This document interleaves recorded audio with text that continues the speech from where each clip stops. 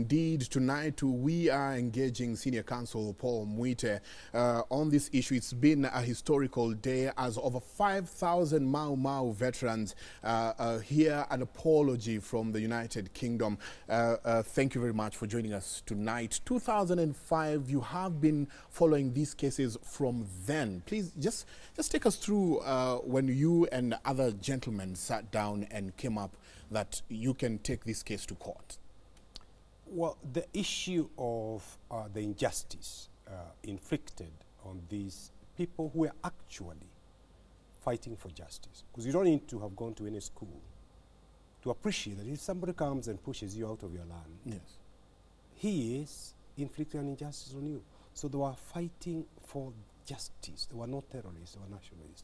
And the fact that they were treated so badly, like they were terrorists when they were fighting for justice, is something that has concerned many people. The idea was born at the Stanley Hotel when I and Martin Day and John Nottingham discussed the possibility of investigating whether we could mount this case. Yes. I then approached Professor Makao Mutoa, the chair of the Kenya Human Rights Commission, because we realized from the outset that it was not going to be easy to succeed in a case of this nature. We anticipated that Her Majesty's government will bring out the very best lawyers they have, and they did. Yes. In the person of Mansfield, QC. They fought tooth and nail. It wasn't easy. Yes. So between 03 and 09, when the case was finally filed, we did a lot of preparatory work, a lot of evidence collection and sifting and weighing and so forth and so forth. Yes. So it is indeed a historic day. The British government never filed a defense on the merits to deny the atrocities. What they did is that they took out first an application to have our case dismissed on what is called in law state succession, in layman's terms, that at independence, the newly independent Kenya government took over liabilities and assets. And therefore, any issue of compensation, it is the new Kenya government that should compensate the Mau Mau. Yes. We argue that one. It was decided in our favor and against the British government. They then went back to court and sought to have our case dismissed on the basis of statute of limitation. It's 60 years since these events. And, you know, the rationale behind the statute of limitation is that with the passage of time, evidence is lost, memories are vague, and therefore a fair trial is no longer possible. Happily for us, you know, on the eve of independence, Britain sent a ship here. Yes. And shipped out all the records which are stored in England. And I hope that Kenya is going to reclaim those records because they are part of our heritage. In those records, the British are very good in record keeping. Yes. So even who they were torturing, how they were torturing, it's all recorded very nicely. So we argue that with these records, despite the passage of time, it is still possible to have a fair trial. Again, that was decided in our favor. They were appealing against our decision, Yes. dismissing their application to dismiss our case on the basis of limitation. When they now suddenly gave in, and we must thank international opinion, including British public opinion. The media actually in Britain took a keen interest, and I think there was a sense in which the British people were saying, is this what our ancestors did in the colony? That's right. It's right. unacceptable. Yes. Bishop Desmond Tutu came out very strongly, really very strong statement. What about the moral considerations, you the British? You have not denied the atrocities. You know that these people are in their 80s and 90s. Are you waiting for all of them to die? When we instituted this case, it was in the names of 5 people. 2 of them passed away. So I think Britain very happily agreed to sit down and talk. They invited us and our lawyers in London, led by Martin Day, negotiated and came up with this settlement. Let me say that when we hit on the idea of instituting this case, it was not just an issue of the compensation, it was an issue of recognition. Yes. That these people are nationalists, so that they can be accorded their rightful place as nationalists who are fighting for justice. That was paramount. And therefore, I'm very happy that besides the compensation, Britain has said it is going to fund a memorial We are proposing that that memorial should take, first, we should do a complete, credible study by national and international experts, so that we've got an accurate account of Mau Mau. Who was who did what, who was in the forest, who was killed, who went to detention, so that we can have a wall of honor, preferably at Uhuru Gardens, where independence was handed over to us, so that the names of all these people can be inscribed there. Yes. It's a good opportunity. The Britain has sort of opened that door.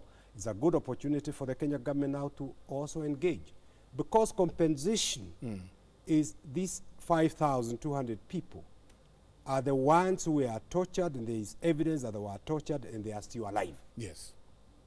What about those who were tortured until they died? And until they died. They are not included. Yes, because many of them are asking, okay, in fact, I have an SMS here. Yes. Somebody says, my father and my mother were tortured and they died. So what happens to me, or what happens to this category of people? Well, very legitimate question. What about those who are in detention? Because when you are detained at a young age and you leave your young family behind, and you are detained for 3, 4, 5, 6 years, Yes. it's also a form of torture. What about those who are in the forest? What about the women who are cooking and taking this food? So we are saying, let us treat this as the first phase. But now the second phase should include the Kenya government. The Kenya government should engage the British government for phase 2, if you are going to bring a closure Yes. to this period, so that we can, first of all, fund that study and recognize everybody. Let us not leave anybody who had something to do Yes. with Mau Mau out. For example, there are people who, when they were detained, taken to detention, their land was confiscated and given to the loyalists and the home guards. Now, I would be the last person to suggest that that land should be taken away from those that it was given to. But for heaven's sake, give compensation, because it's still a lot of public land, government land if you like. If you had 5 acres and you are taken to detention, your 5 acres was given to the loyalists. Let the loyalists and their families keep that land. But these victims should be given another 10 acres to refund the original 5 acres, and compensation of another 5 acres for the period you've been deprived. That's the way you bring a closure to these matters. But you know, if you just keep quiet and pretend this person is bleeding inside, and his children knows that his father is bitter, we want to remove that. Is this the compensation the Mau Mau survivors are saying now? The government of Kenya should come in and compensate them? Yes, but I don't think it should just be the government of Kenya. The British government has said it's going to fund a memorial. The memorial is to bring a closure to the entire period. Therefore, the British government should continue to engage, and in my view, it is appropriate that the Kenya government should now come out and engage Her Majesty's government, even in terms of funding these other people who have been left out. Those who died, they left relatives. Those who were killed in the forest, those who were detained. I think we should not leave out anybody whatsoever, including those who lost their land. But I must say that when I last spoke about this matter with Mheshimiwa Uhuru Kenyatta, when he invited us for lunch there, he was very warm and he was very sympathetic. Mind you, his own mother, at a very young age, in her early 20s, was in Kamite prison. She had not stolen anything from anybody. Now, this is the history I'm saying should be captured. Everybody, let us know who did what during that period of Mau Mau. And let us compensate everybody in awamu ya pili. As we wind up, the British government has denied liability. They say that the actions of the colonial administration will not be upon them. Was this again one of the things you were fighting for? No. We are interested in their acknowledging wrongdoing and apologizing. They've done that. We're interested in compensation. We've not gotten them to compensate everybody we would have wanted them to compensate. We want them to build a memorial. They've agreed to that. The issue of saying we continue to deny liability is technically to close the door for other people from Malaysia, from Gold Coast, from all over the world. You know, they committed atrocities everywhere else.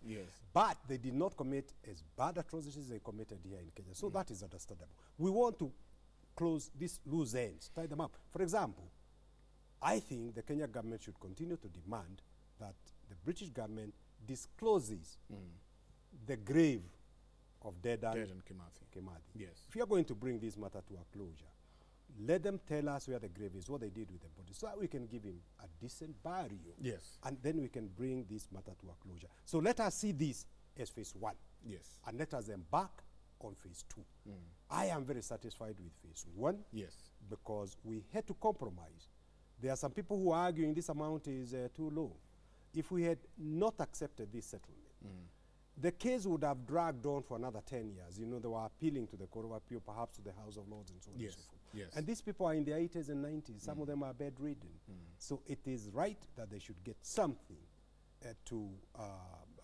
in their twilight years. Yes. But let me also explain that this money is not being given generally to Mau Mau war veterans just to distribute to whoever they want. No. Yes.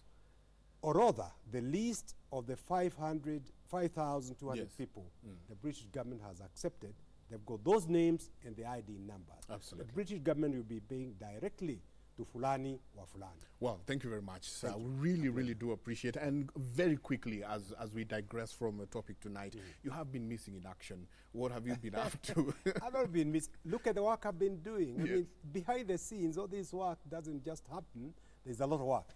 But we held elections. Yes. The Kenyan people elected those they wanted to be their spokesmen. That's right. And spokeswomen.